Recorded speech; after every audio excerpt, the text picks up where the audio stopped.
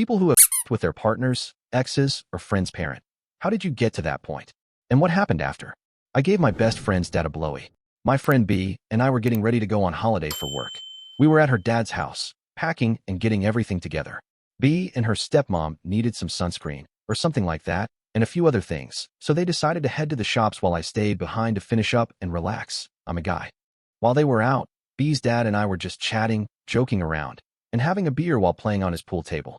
He started teasing me a bit, telling me I should look after B since it was her first time going away by herself. We all knew I'm a bit on the gay side. B's dad was somewhat known for two things. One being a wild rumor about how he supposedly spent hours going to town with big birds for hours. That's Brit slang for larger ladies. And his massive hanging jewel. B's dad and I were sitting down in his conservatory. I was sitting on the sofa, and he was sitting across from me. He had been wearing these short shorts, and at the angle I was at I could see his hot dog popping out. I evidently had made it obvious, and he starts jokingly telling me to stop staring. I try to laugh it off, feeling embarrassment when really, my mouth was starting to water. I started asking to him questions like how big it was and such. He was laughing and saying no. It was very jokey laddie at this point. He then started teasing me if I wanted to see it, and after a back and forth he gave me a quick peek of his chicken. After that I was enthralled. It still remains the biggest one I've seen in real life. The next part is fairly embarrassing and awkward, but effectively I kept asking him if I could see it again, as I was shocked. Then I asked if I could pet it, which he said everyone always does. Then it got somewhat intimate, and the rest of that would be a trade secret. The most awkward part came about 18 months later when we all met up for lunch.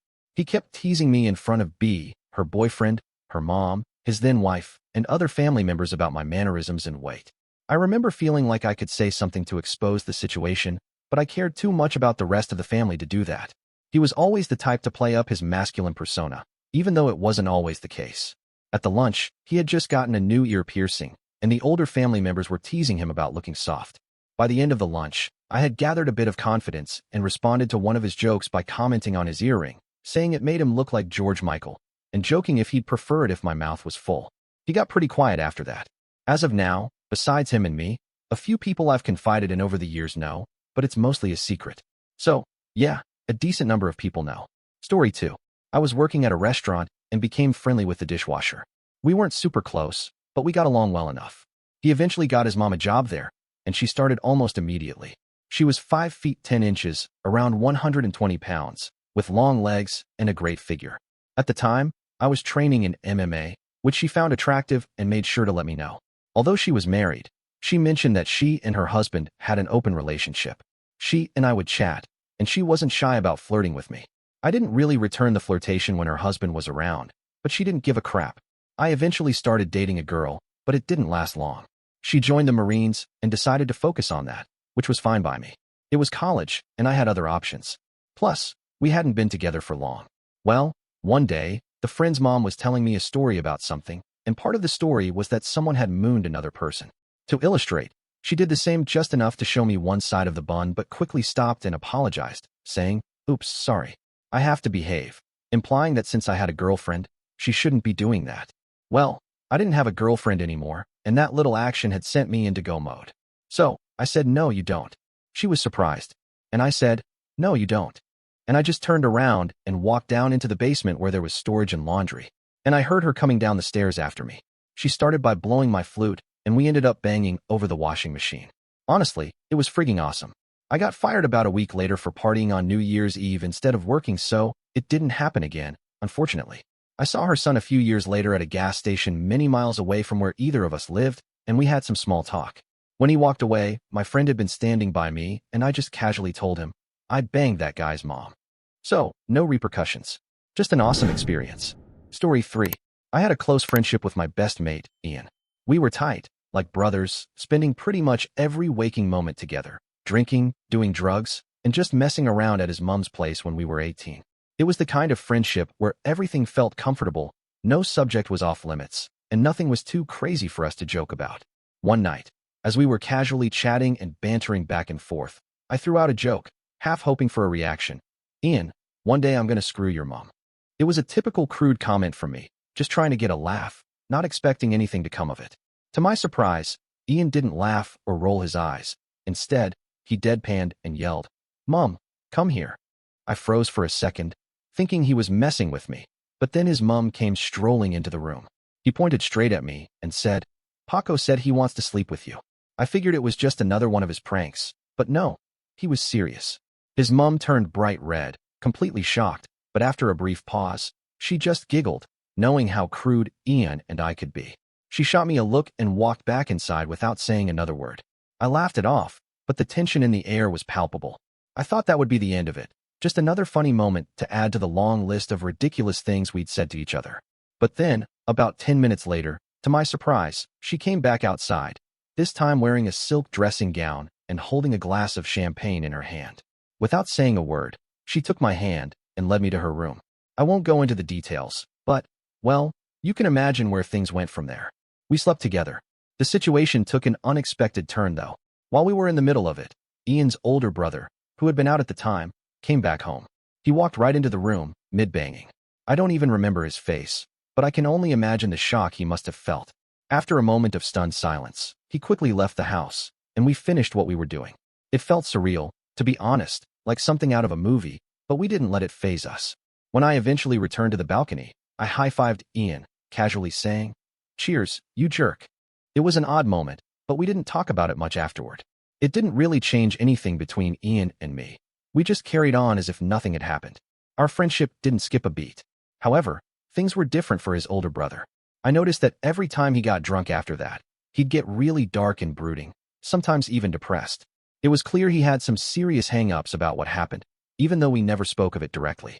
It weighed on him for years, though, to the point where it felt like a deep wound that he couldn't quite heal. Years later, I reconnected with Ian's older brother. We hung out, but not once did he bring up that night. It was like the unspoken thing that we both just ignored, pretending it had never happened. As for me, well, I earned a pretty unforgettable nickname for a while, MF. You know what it stands for. It stuck for quite some time, and it was always said with a certain level of recognition, like people knew exactly why it fit. Looking back, it was definitely a wild chapter in my life, but it didn't change my relationship with Ian, or with his mom, for that matter. Story 4. It happened when I was visiting my hometown, a small countryside place where, if you're not doing ketamine or having reoltions, your only other option is to leave. Bored and looking for some fun, I opened up a gay hookup app, just browsing, not expecting much.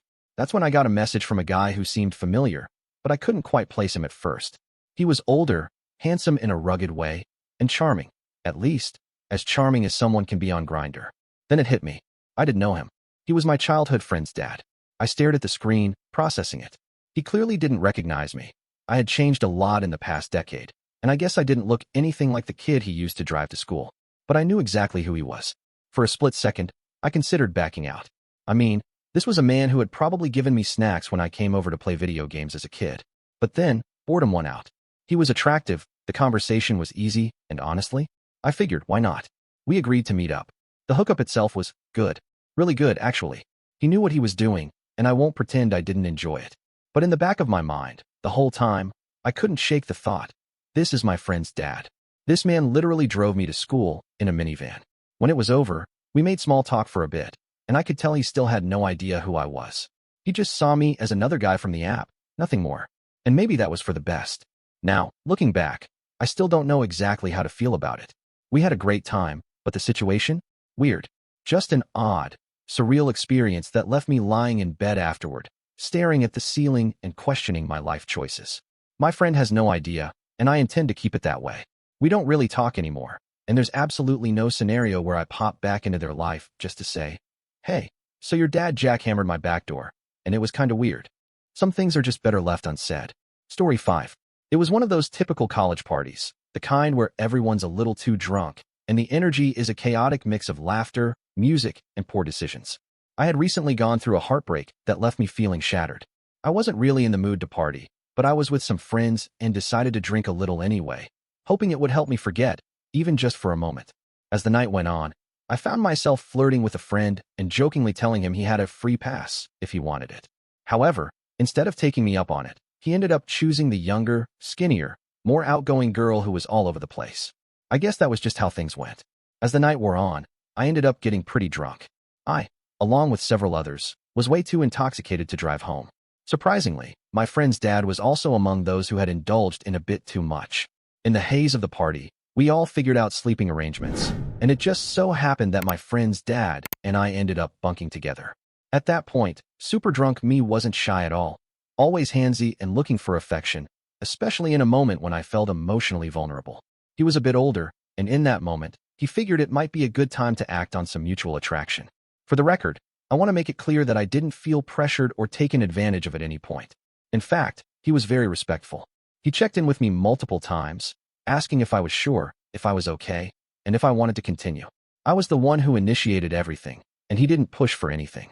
It was a mutual, consensual interaction, and in hindsight, it wasn't a bad experience at all. He made sure I felt comfortable the entire time, and there was never any sense of him crossing any boundaries. The next morning, he and I were the first to wake up. I didn't feel awkward or regretful, and instead, I decided to help clean up my friend's house. It was a small, normal thing to do, something to distract me from the weirdness of the night before. Eventually, everyone started waking up. We all decided to go out for breakfast, and my friend's dad, being the kind of person he was, picked up the tab for everyone. We spent the rest of the day hanging out, finishing the cleaning, and talking as if nothing unusual had happened. It felt strangely casual, like a normal hangout, and we all said goodbye to my friend's dad since he was just visiting for a short time. After that, life pretty much went back to normal. I didn't think much of it, and neither did anyone else, at least not overtly. The only people who knew were one friend who my friend's dad had told, and another who I confided in. To be honest, it wasn't ever made a big deal. I didn't feel any shame or embarrassment. It was just something that happened, and it didn't change the dynamics of my relationships with anyone. Later on, I saw my friend's dad again at a wedding. We hung out with other people from the party, and I had some casual conversations with him. It was as if the whole thing had never really happened, and life just moved on. It was an experience that, for better or worse, didn't define me, and I think we all understood it for what it was, a fleeting, drunken moment in time. Story 6. I worked with a guy in my 20s who was in his 40s, and he was diagnosed with cancer. We both worked in a trade and were paid on commission, so when he started his treatment, he was unable to keep up with work. His son, also in his 20s, stepped in to help by working under his dad's employee number to ensure some income was still coming in to cover bills. Over time, the son and I bonded through work, football, drinking, and a mutual respect for his dad, and we became pretty good friends. Sadly, his dad passed away, and the son moved back to his hometown, about 3 hours away. Despite the distance, we stayed in touch, and every other weekend, I'd make the trip to hang out, drink, and just chill. He lived with his mom, who was in her 40s. To be honest, she was a bit of a wild one. She seemed to be coping with the loss of her husband by getting involved with anyone who showed interest. She made a few passes at me over time, but I always brushed it off. I wasn't about to disrespect my friend, and it didn't feel right to entertain any of that. I didn't think much of it at the time. One night, we had a bigger group of people over than usual, about 8 of us in total. Somehow, word had gotten out that the mom had made a pass at me before, and during a game of drunk truth or dare, I was dared to kiss her. This happened not once, but 3 times during the night. It felt like the group was getting a kick out of it, but I didn't think it meant much beyond just a silly party game. As the night went on, people started passing out, and I was the last one still awake. All the beds and couches were taken, except for the spot next to the mom in her bed. I didn't feel like crashing on the floor, so I climbed into bed next to her to sleep. But then, things escalated, and before I knew it, she was giving me BJ, and the rest of the night unfolded from there. The next morning, the son wasn't bothered. He just called me names and moved on. It didn't affect our friendship, and we kept in touch like usual. Over the years, the mom tried to make something happen again a few times, but I've learned to be more cautious. I no longer get that drunk, and as a rule, I only choose truth when playing truth or dare with them now. I don't regret what happened, and I don't feel bad about it, but I also don't think I'd ever want to repeat it.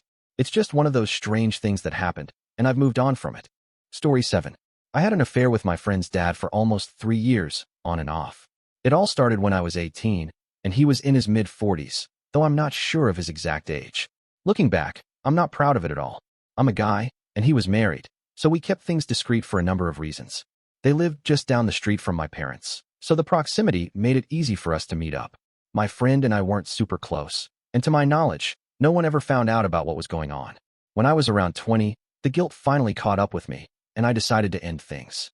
It wasn't an easy decision, but it was the right one. About a year later, he called me up to tell me that he was getting divorced because he had found out his wife had cheated on him. Honestly, I couldn't help but find the irony in that. He wanted me to be there for him, to offer a shoulder to cry on, and maybe even pick up where we left off. But I shut that down immediately. I wasn't interested in going back to that situation, especially after everything that had happened. I'm almost 30 now, and I haven't heard from him in years. My parents still run into him around town, and apparently, he's openly gay now. Despite everything that went down between us, I'm honestly happy for him. After all this time, it makes me glad that he's finally able to live his life authentically and be comfortable with who he is. Story 8. I went to my buddy's aunt's house for the 4th of July, and she was a pretty hot older woman, which I found super attractive. She had raised him, so in a way, she was like a mom to him. Before the party, he told one of our other friends not to get involved with her, as he wasn't into older women, but he never warned me off. So, I didn't think anything of it, figuring it wasn't an issue. As the night went on, we ended up flirting a bit, though we made sure to keep it out of my buddy's view. It usually happened when we were in the kitchen, getting drinks, or just chatting. At one point, she asked me if I was the one my buddy had warned not to mess with her. Apparently, he had told her about it. Guess I should have known better, but it kind of made me laugh. I told her I wasn't the one, and that was that. She then told me to come back after everyone left, so I figured there was definitely more to this than just casual conversation. The party wasn't late, just for the fireworks, and by around 10 p.m., everyone had left. I got in my car, pretending to drive away with the group, but instead, I just circled the block and headed back to her place. We ended up spending a little over a year having an affair. It was amazing, she was amazing. There was only about a 10-year age difference between us, but that never felt like an issue. Eventually, she had to move to Las Vegas for work, but we kept in touch. I'd go to Vegas up to 12 times a year for work or just to visit her, and we always made time to meet up. That went on for a couple more years, until she got serious with someone. It just so happened that I had also started a new relationship at the same time, so things kind of came to a natural end. My buddy never found out, and I never told him, because it wasn't really any of his business. I kept it to myself, as there was no need to make it awkward, and life moved on. Story 9. I was hanging out with a group of friends, and one of the girls in the group had a thing for me. One night, she came over to the apartment I shared with my buddy. We were all drinking and having a good time, and somehow, she and I ended up in bed together. But I had this strange sense of honor, or maybe stupidity, and decided not to go through with it because I was trying to pursue another girl who lived down the hall. Side note. That actually worked out later. So, she left the next day, a little disappointed. A few weeks later, the same group of friends was invited to her house, where she lived with her mom. Her mom was in her 30s, and we were all in our late teens or early 20s. She was super friendly and even baked us stuff. We'd heard rumors that she was a bit of a cougar. That's when my best friend, always the joker, gave her my number and told her I thought she was hot. A couple of days later, she started texting me. I figured it was just a joke, so I played along to see where it went. That led to her showing up at our apartment on Christmas Eve, wearing just lingerie under a long coat, holding a bottle of beer in one hand and a bottle of wine in the other. She said she wanted to give me my Christmas present in person, and she did, 3 times. Afterwards, she suggested we not tell her daughter, since she knew her daughter had feelings for me. I agreed. Unfortunately, it seems she didn't keep that promise, because the next time I saw the daughter, she chased me through town, trying to slap me for sleeping with her mom. I'm not exactly proud of this story. It was a dumb thing to do when I was young, but it definitely makes for an interesting tale. Story 10. It all happened at a music festival, one of those wild, free-spirited weekends where everything feels a little more intense, a little less real. I was there with my 2 friends, David and Claire, who were dating at the time, along with Claire's mother, who had tagged along for the fun. We were all in high spirits, soaking in the music, the energy, and, if I'm being completely honest, the substances. At some point in the evening, Claire started feeling unwell. David, being the good boyfriend, took her back to the campsite to rest, leaving me alone with her mother. At first, it was just casual, sharing a few drinks, dancing, laughing under the festival lights. But the combination of alcohol, the music, and whatever else was in my system blurred the lines between fun and something more. Before I really knew what was happening, we were caught up in the moment, and one thing led to another. We ended up in my tent, tangled together in a haze of intoxication and bad decisions. Afterward, we just lay there, talking, occasionally laughing, caught in this strange bubble of intimacy. Hours passed, and eventually, we wandered back out to the party tent, still wrapped up in the odd closeness that follows something like that. And then came the moment of reckoning. Claire walked in on us. I was so high that I barely registered what was happening, but even through my haze, I knew. I had seriously messed up. The look on her face cut through the fog in my mind, a mix of shock, betrayal, and confusion. But in that moment, I had no idea what to say or how to fix it. The festival ended, and we all went home. A reasonable person would have done damage control, apologized profusely, and never spoken to Claire's mother again. But, as it turns out, I am not a reasonable person.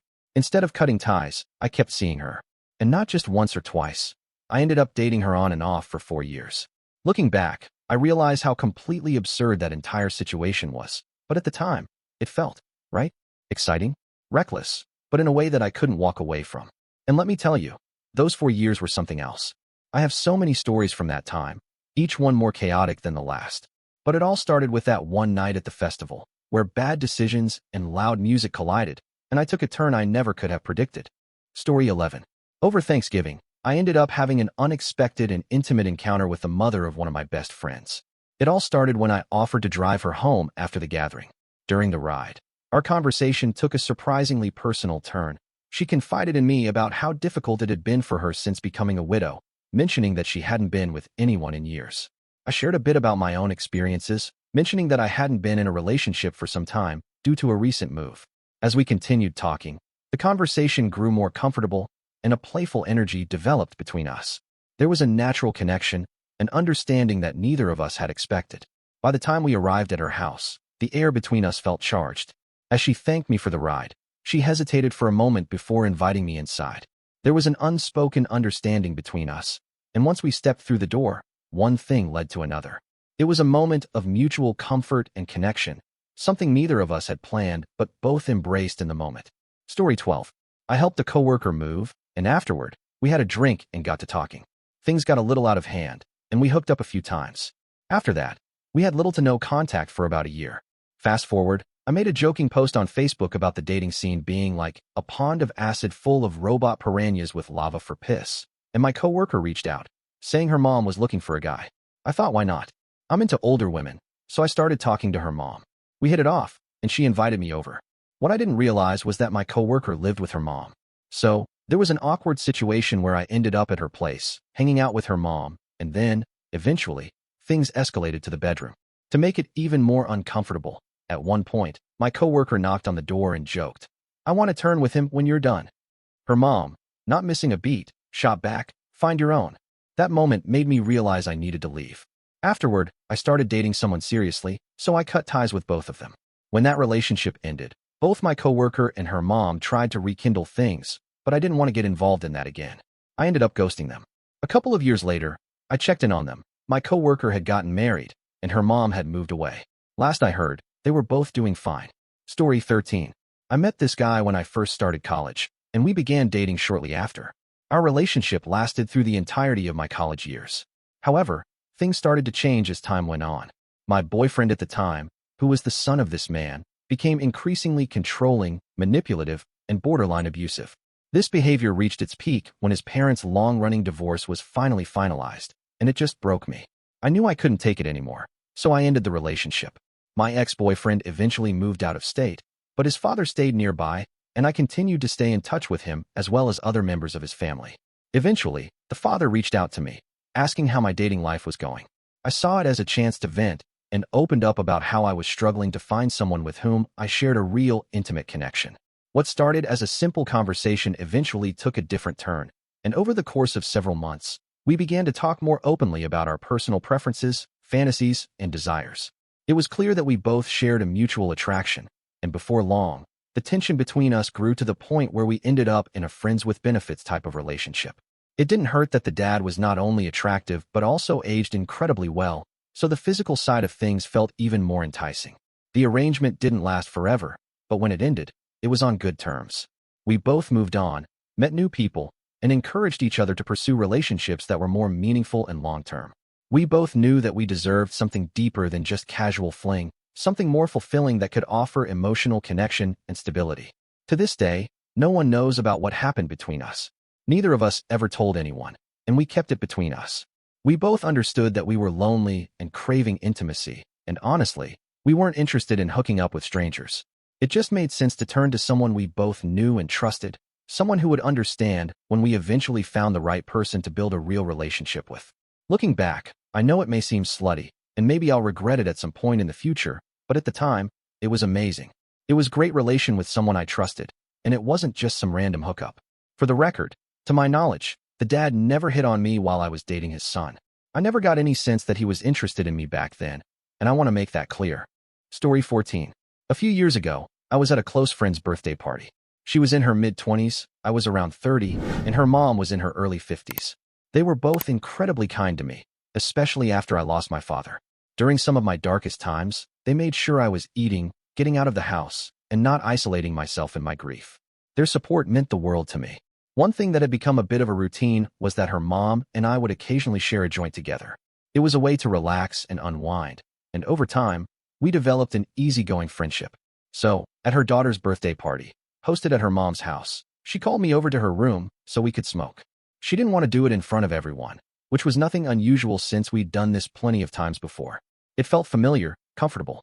Maybe it was the weed, maybe the wine, or maybe just the natural chemistry between us. But as we sat there talking, I found myself drawn to her in a way I hadn't really acknowledged before. Without overthinking it, I leaned in and kissed her. For a split second, I wondered if I had made a mistake. But to my surprise, she kissed me right back. Before I knew it, we were making out, lost in the moment. She pulled back briefly, gave me a smirk, and said, "Well, had I known you were interested, we could have done this a long time ago." That just made the moment even more surreal. We kissed a little more, but I eventually pulled away, reminding her that we were at a party and that someone could walk in at any moment. We shared a few more lingering touches, then did our best to compose ourselves before rejoining the festivities, pretending as if nothing had happened. The next day, she stopped by my apartment to check in on me, something she did fairly often. But this time, there was something different about her. She had taken extra care with her makeup, wore elegant earrings, and had on a blouse that revealed just a little more than usual. There was an undeniable energy between us, unspoken but obvious. I invited her in, and before long, one thing led to another. It was exciting, and we both enjoyed ourselves. But as we lay there afterward, I started thinking about my friend and how complicated this could become. I told her that maybe it was best if we didn't do this again. She didn't argue, didn't try to change my mind. She just nestled in closer, and we lay there together for a while, enjoying the warmth of the moment. The next day, she called me, saying she might have lost an earring on my bed or couch. I assumed it was just an excuse, but when I checked, sure enough, I found it nestled between the couch cushions. She came over to retrieve it, and well, one thing led to another. Again, and again. This continued for months, a secret arrangement between us. There were no grand declarations or deep discussions about what it meant. We simply enjoyed each other's company, both physically and emotionally, until the time came for me to move out of state. That was the natural end of it. We never spoke of it again, and as far as I know, my friend never found out. Sadly, her mother passed away 5 years ago. There were times I thought about telling my friend, but it never seemed like the right thing to do. Instead, I kept those memories to myself, of an amazing woman who had not only been a source of comfort and kindness, but had also shared a brief, unforgettable connection with me. Rest in peace, Julie. You were a truly wonderful person, inside and out. Story 15. It was New Year's Eve, and I was 19 years old at the time.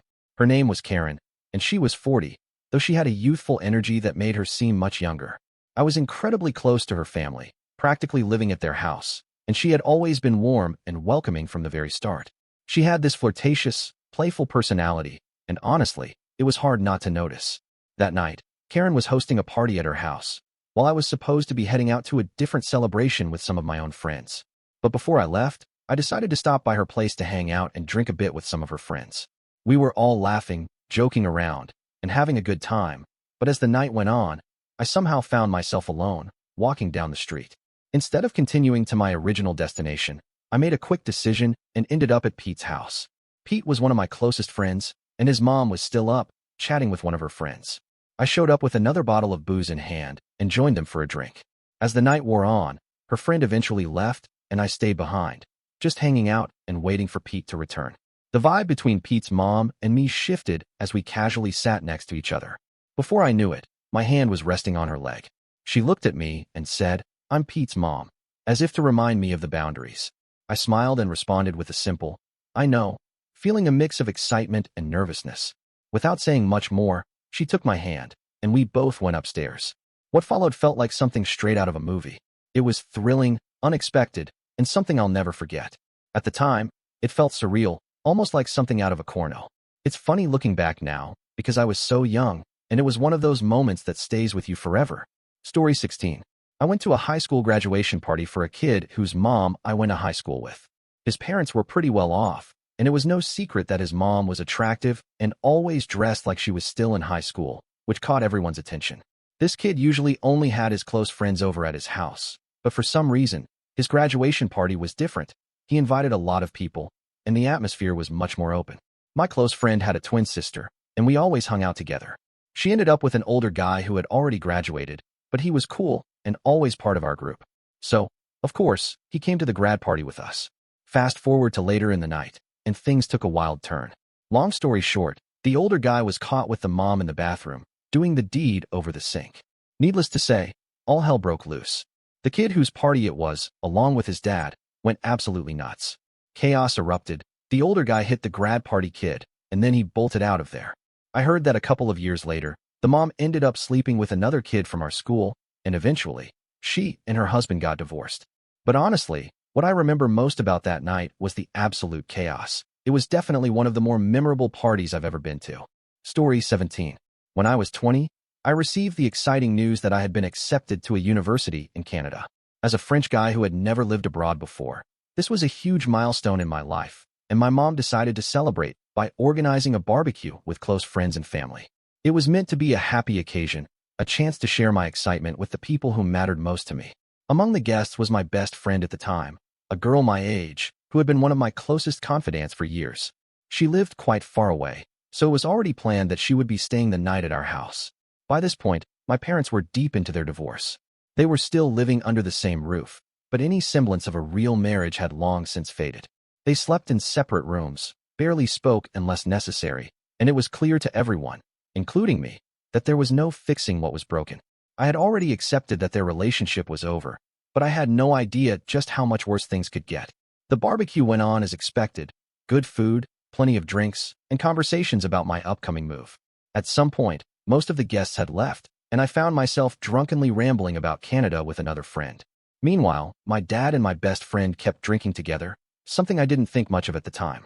Apparently, they also made sure my mom went to bed, which should have been my first clue that something was off. The next morning, I woke up groggy and disoriented, but as I started moving around, I noticed something strange. My best friend was nowhere to be found. The guest room, where she was supposed to be sleeping, was completely empty. At first, I assumed she had just left early, maybe to catch a train or something.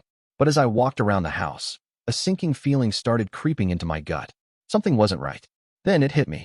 A thought I didn't want to believe, one that I immediately tried to push away. But the more I thought about it, the more everything started making sense. Their drinking, how they had stayed up together, how neither of them had said goodnight to me.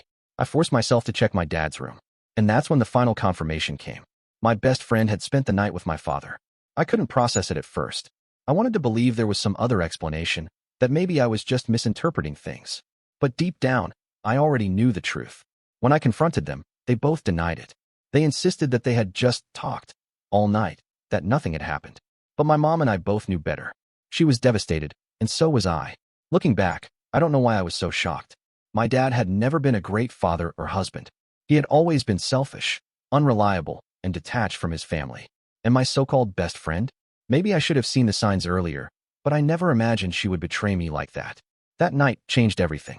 I lost two people I had once trusted, and I was left with a deep sense of betrayal that took years to fully process. Even now, it still stings to think about. But if there's one thing I've learned, it's that some people will always put their own desires above the people they claim to care about. And sometimes, the best thing you can do is walk away and never look back. Story 18. So, I hooked up with my student's mom. I was teaching an after-school program, and like clockwork, I would see her almost every week when she came to pick up her kid. Sometimes, her husband would be the one to do the pickup, but more often than not, it was her. Over time, we developed a friendly rapport. At first, it was just casual small talk, typical parent-teacher conversations about her kid, the program, and whatever random topics came up.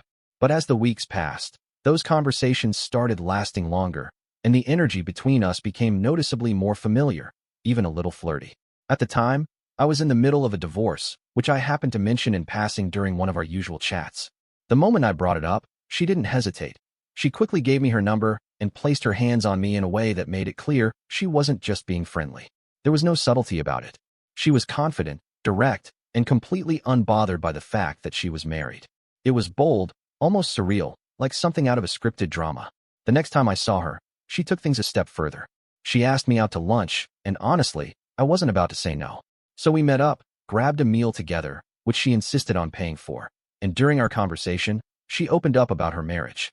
According to her, she and her husband were no longer romantically or physically involved, and they had an agreement that allowed them to see other people. Whether that was true or just something she said to make herself feel better about what she was doing, I didn't ask. After lunch, we went back to my place, and let's just say, things escalated quickly. The chemistry between us was intense, and the energy she had shown in her bold advances carried over into the bedroom. It was wild, uninhibited, and left little room for regret in the moment. That ended up being the one and only time we hooked up. Shortly after, I started dating someone, and whatever was happening between us naturally came to an end. There was no awkwardness, no fallout, just a single, intense encounter that we both seemed content leaving in the past. What made it even funnier was that her son was that kid. The kind of kid who would talk trash on Xbox Live with the classic, "I'll screw your mom" line. So, every time I saw him after that, I couldn't help but chuckle to myself, thinking, "Kid, you have no idea." Story 19. When I was 18, I slept with a good friend's mom. Looking back on it now, as an adult, I realized just how messed up the situation really was. At the time, I thought I was making my own choices, but now I can see that I was in way over my head, and she, being much older and more experienced, should have known better. It wasn't something that just happened out of nowhere. She had been working on me for months, subtly pushing boundaries, flirting, making comments that seemed harmless at first but, in hindsight, were anything but. It was a slow process, so gradual that I didn't even realize I was being pulled into something inappropriate.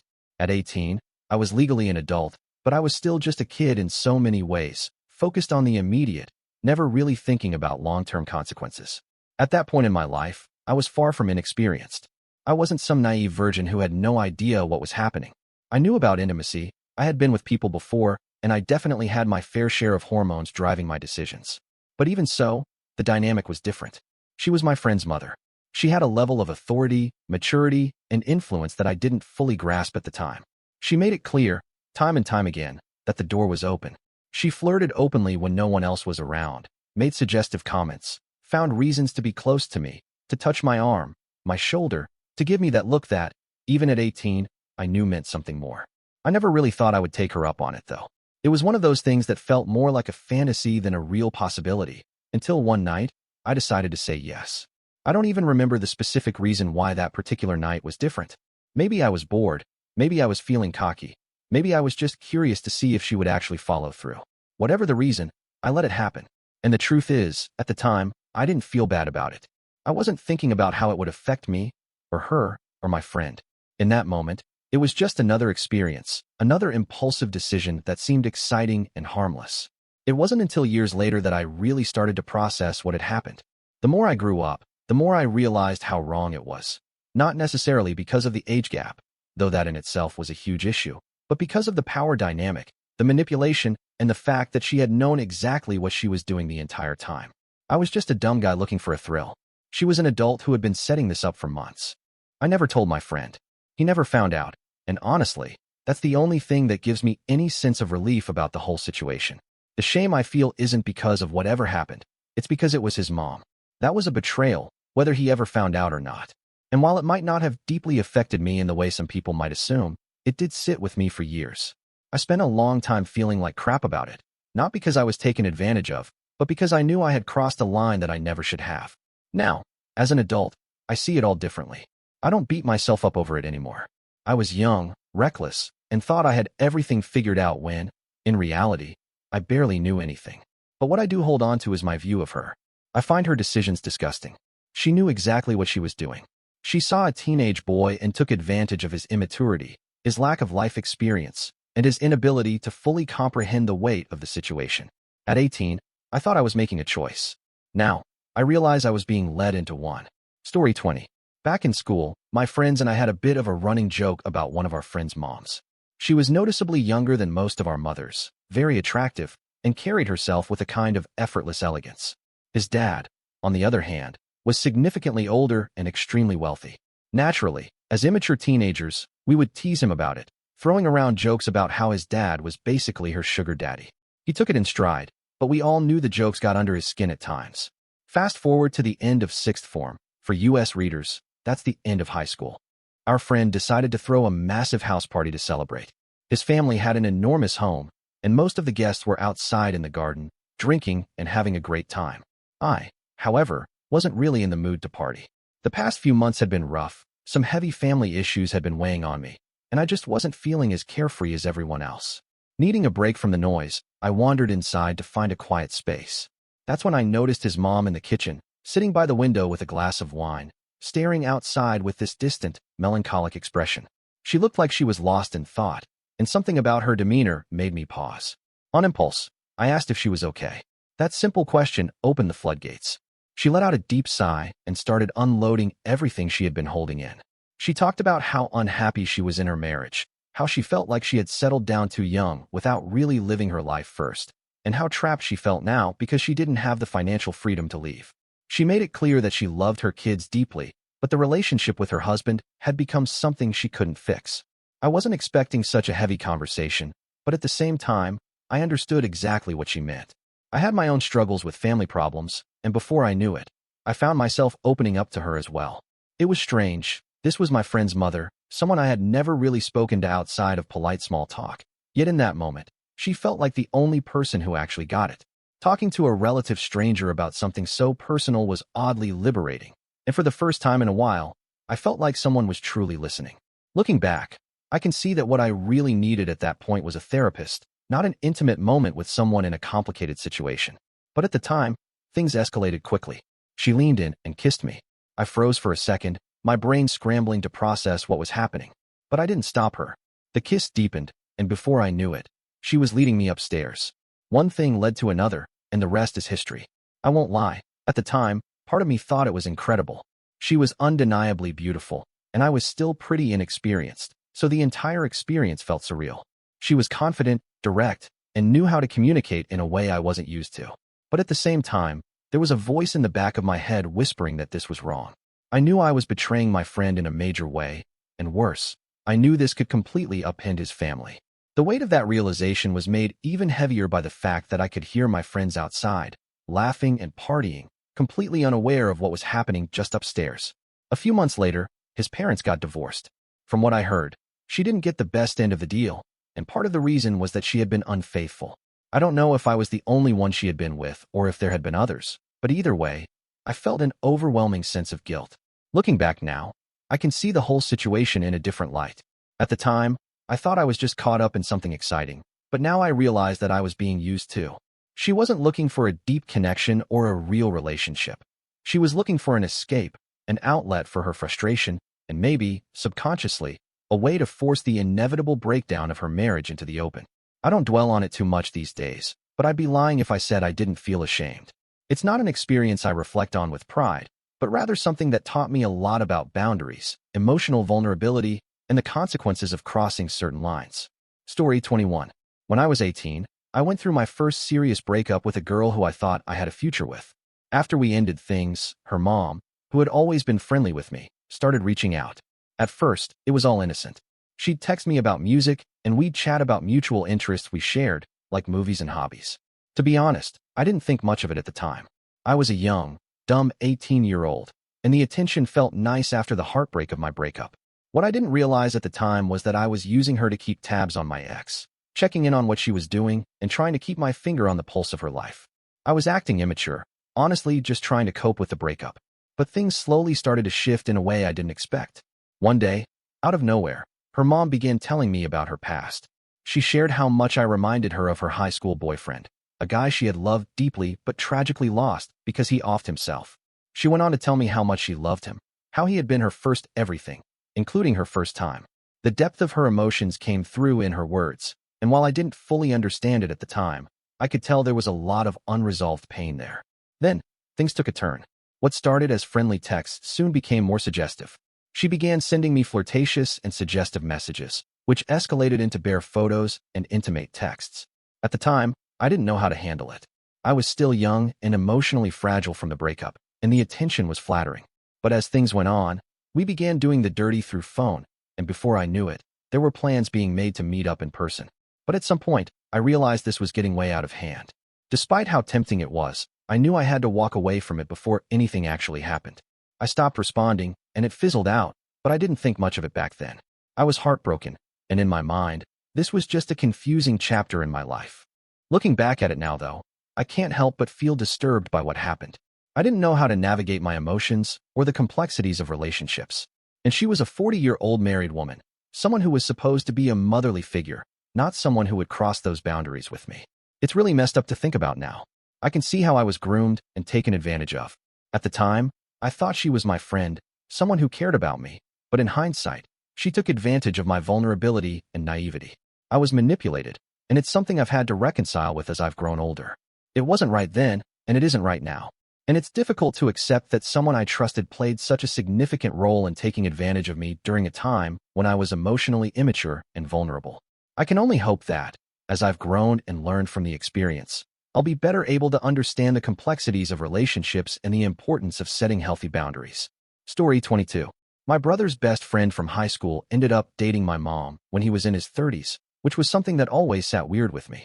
My mom had my brother when she was barely 18, so when her ex-boyfriend, who was already in his 30s, started showing interest in her, she wasn't even 50 yet. It wasn't exactly the age gap that bothered me. It was the fact that this was someone my brother had known and trusted for years. It felt like a huge betrayal on multiple levels. I will never forget the night when my brother found out about their relationship. We had all been at a family gathering when the two of them started arguing.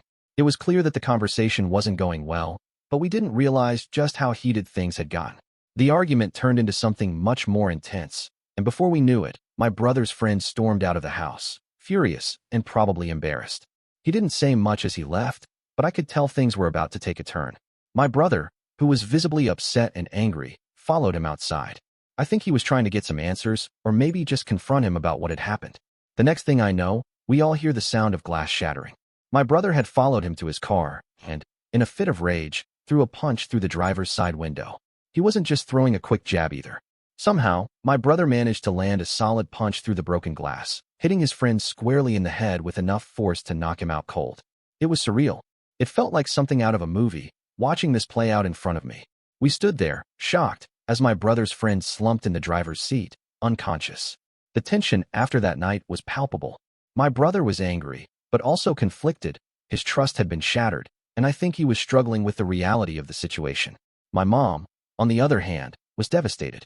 She didn't know how to handle the fallout. She had tried to explain her relationship with this man, but the emotional damage had already been done. Looking back, I realized just how complicated the situation was. It wasn't just about the age difference between them or the awkwardness of their relationship. It was the betrayal my brother felt and the ripple effect it had on all of us. For a while, things were tense, and it took time for anyone to really come to terms with what had happened. In the end, my brother's relationship with his friend was never the same. My mom, too, was left with the consequences of her choices.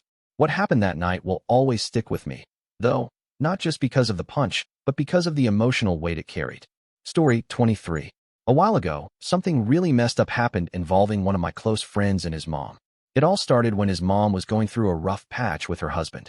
They'd been having a lot of issues for some time, and it was pretty clear that things weren't great between them. In the midst of all the tension, something unusual happened. His mom accidentally added one of our mutual friends on Facebook. It seemed harmless at first, just a simple social media interaction, but things quickly escalated from there. She and this guy started chatting, and before long, they were exchanging flirty messages. At first, it seemed innocent enough, just some playful banter between two people who were going through their own things. But eventually, those flirtations turned into something more. They met up a few times, and, as strange as it sounds, they ended up having an affair. This went on for a couple of months. The whole situation was really messy, and we all kind of knew something was going on, but nobody wanted to acknowledge it. It wasn't until our friend decided that he couldn't keep it a secret anymore that things really came to a head.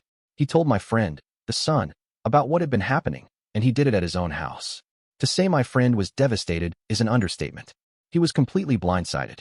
He burst into tears, feeling betrayed not only by his mom, but by one of his closest friends too. The whole thing escalated quickly, and before we knew it, punches were being thrown. There was a lot of shouting and anger, and it felt like the whole world had just flipped upside down for my friend.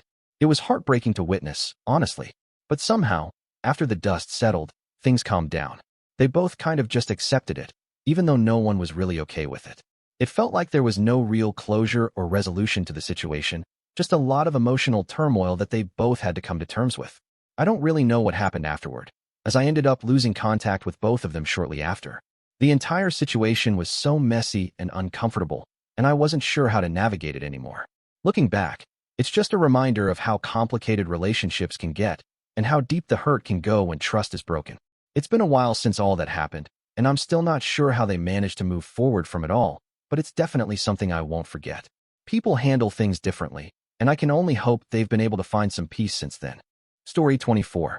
In my late 20s, I found myself living in a small mountain town in the western US where I had a pretty close-knit group of friends. One of those friends was a guy I had known for a while, and I spent a lot of time hanging out with him. Things were pretty simple, life was low-key, and we often found ourselves spending weekends partying, drinking, and just enjoying the small-town vibe.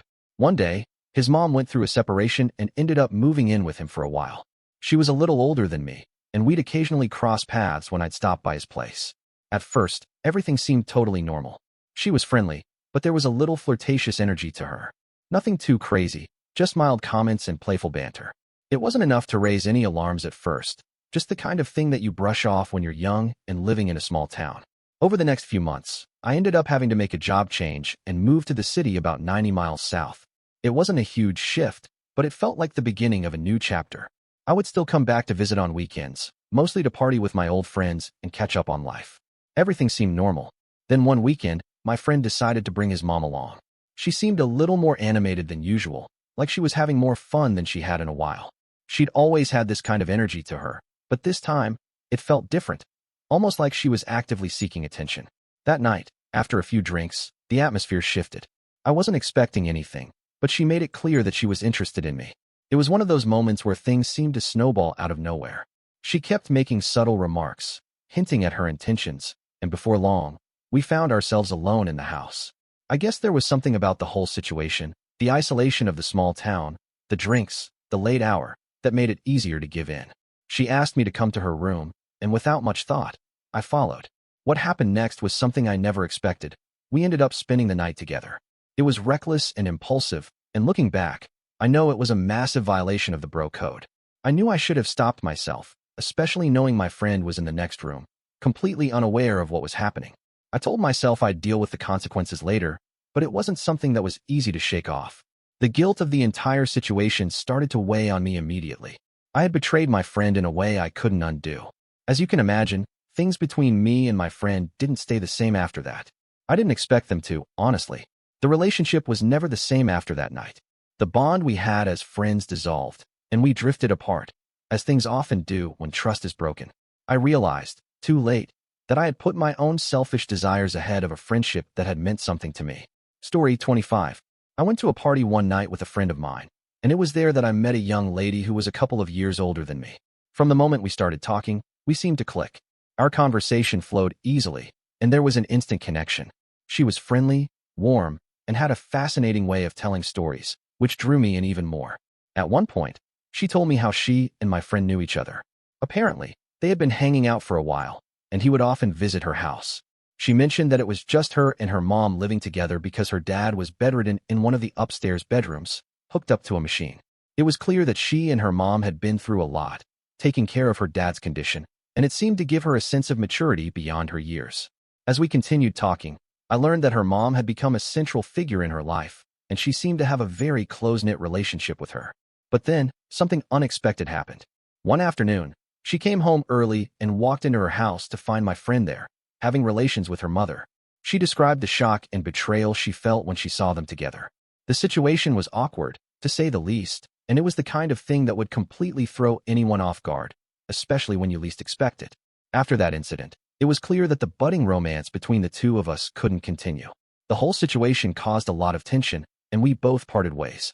My friend, who had always been pretty carefree, took the situation to heart in a different way. It was almost like it changed him. He became heavily involved with the church, diving into his faith as a way to deal with what had happened. It seemed like he was looking for something to fill the emotional gap left by everything that had gone down.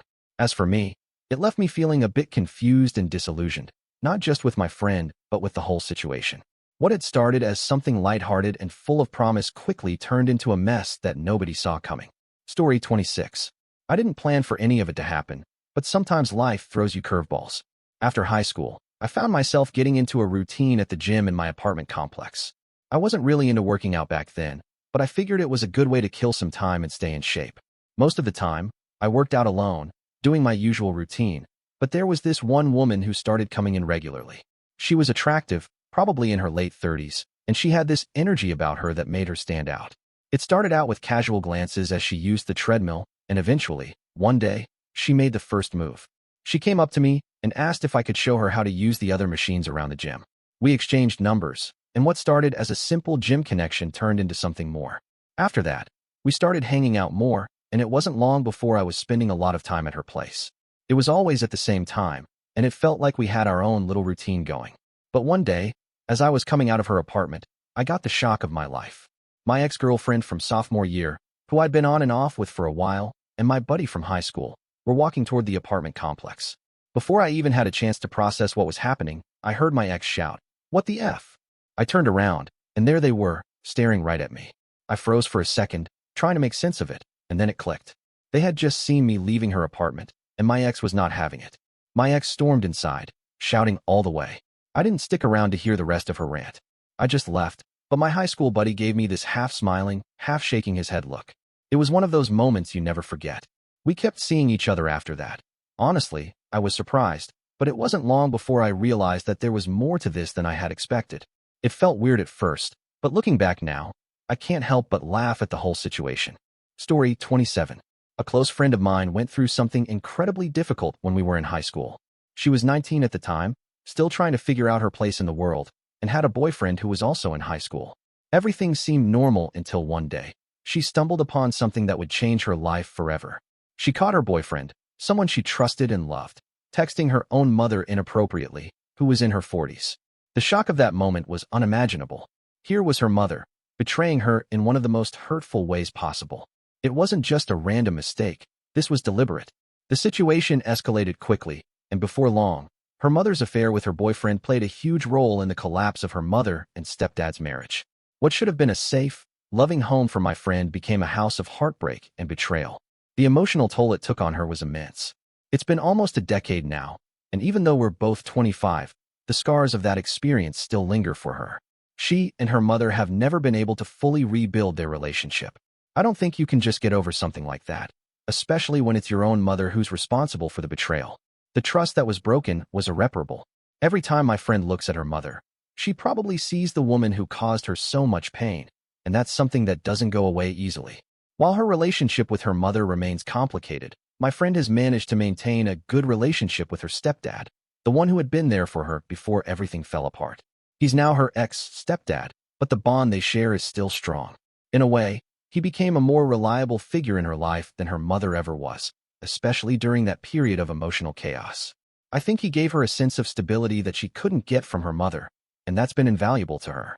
Her mother, in the aftermath, started dating a man closer to her age, someone who could be seen as more suitable in terms of compatibility. But for me, and I know for my friend as well, her mother will always be seen as a predator. How can you look past what she did? Seducing her daughter's boyfriend, someone who was just a teenager, was so beyond wrong. It wasn't just a mistake or a fleeting moment of weakness. It was a conscious choice, and that's something I will never fully understand. I know my friend has tried to move on from the pain, but I don't think you can ever truly heal from that kind of deep betrayal, especially when it's your own family member who hurts you. It's one of those things that, no matter how much time passes, sticks with you forever. Story 28. A few years ago, I found myself in a situation where I made some huge mistakes, ones I deeply regret. It all started when my friend was going through a tough time, and I wanted to help cheer her up. She invited me to her mom's house for a night of fun, and I agreed, thinking it would be a good opportunity to offer some support. Things started off well enough. We were all having a good time, chatting and drinking, but as the night went on, I got incredibly drunk. To be honest, everyone was drinking, but I'd say I definitely overdid it.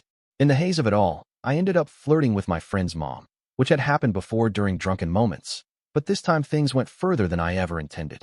When the night was winding down and it was time for everyone to head to bed, I made a poor decision. I went into her room.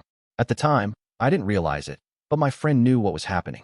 Afterward, the reality of what had transpired hit me, and I felt embarrassed and ashamed. The next morning, my friend's mom drove me to the train station, and I left with this uneasy feeling I couldn't shake. I didn't immediately apologize to my friend. Honestly, I don't know why. I think it was a combination of guilt, embarrassment, and fear, but whatever it was, I didn't own up to what happened. As a result, my friend and I drifted apart. She deleted me from social media, and we didn't speak for almost 2 years. I don't blame her.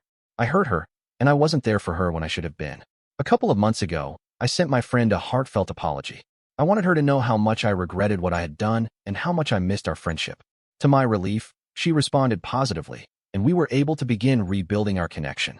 It turns out she had heard I was expecting my first child, and that sparked her reaching out.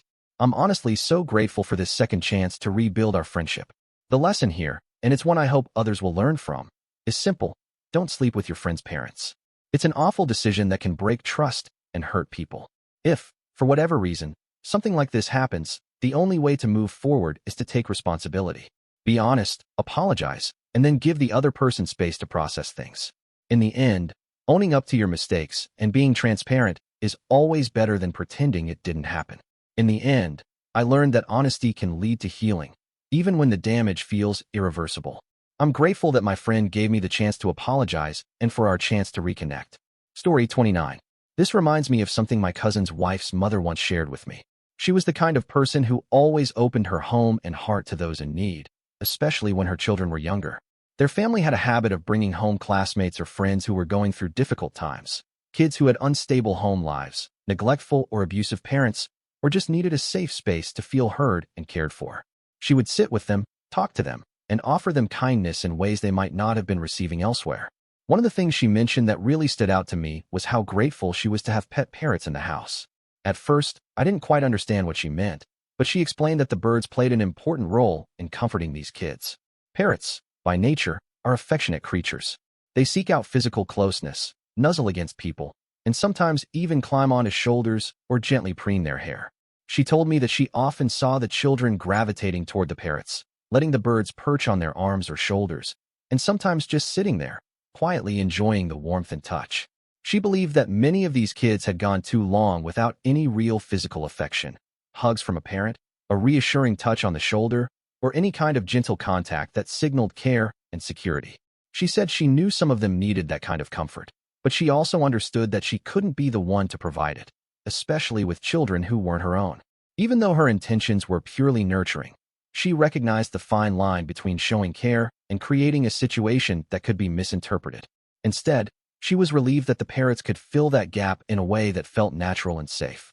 At the time, I thought it was just an interesting observation about animals and their ability to connect with people emotionally. But now, reading some of these comments and reflecting on the world we live in, I understand her perspective on a deeper level. She knew how important affection was for those kids, but she also understood the boundaries she had to maintain. In a way, her wisdom and sensitivity in handling that situation make me appreciate her even more.